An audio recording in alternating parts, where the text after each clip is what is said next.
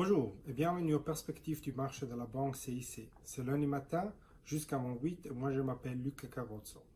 La reprise sur le marché boursier ne semble pas se ralentir. Après un bref ralentissement, le SMI continue sa course.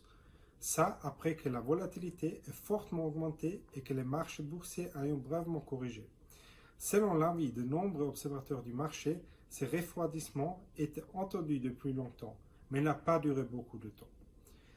La nouvelle en provenance des États-Unis, selon laquelle la demande de prêts hypothécaires a atteint son plus haut niveau depuis 11 ans, a certainement contribué à cette bonne humeur. La demande d'achat a augmenté de 4% la semaine dernière, soit une augmentation de 21% relatif au 2019. Les acheteurs potentiels bénéficient de taux d'intérêt historiquement bas aux États-Unis, mais aussi en Suisse et en Europe. Sur le graphique, vous pouvez voir l'évolution de la demande de prêts hypothécaires et l'évolution de taux d'intérêt à 10 ans dans les trois régions mentionnées. Les graphiques suivants montrent les chiffres de vente du marché automobile en Europe qui ont été publiés la semaine dernière. Les restrictions dues à la pandémie de Corona ont mis les ventes de voitures en Europe sous forte pression. Au total, 581 000 voitures nouvelles ont été immatriculées dans l'Union européenne en mai, soit 52% de moins qu'en 2019.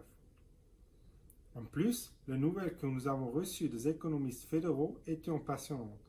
Le produit intérieur brut suisse devra chuter de 6,2% en 2020. Ce sera la plus grave récession des 45 dernières années. Le graphique montre les chiffres de la croissance suisse depuis 1981. En plus, on voit que les experts s'attendent une croissance de 4,9% pour l'année prochaine. Ça nous porte au prochain point, le point sur cette semaine.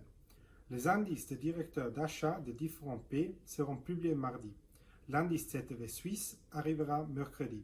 Jeudi, le produit intérieur brut américain sera publié et vendredi, les chiffres sur le sentiment des consommateurs aux États-Unis et en France seront publiés.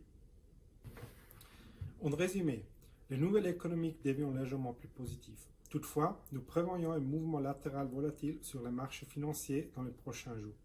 Au moyen terme, nous voyons des nuages gris à l'horizon et nous recommandons un positionnement prudent du portefeuille.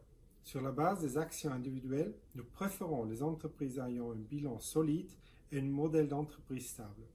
Dans les CIC e-Lounge et les CIC Weekly, vous trouverez de tels titres. Si vous avez des questions, nous sommes à votre disposition. Avec ça, c'est tout pour aujourd'hui.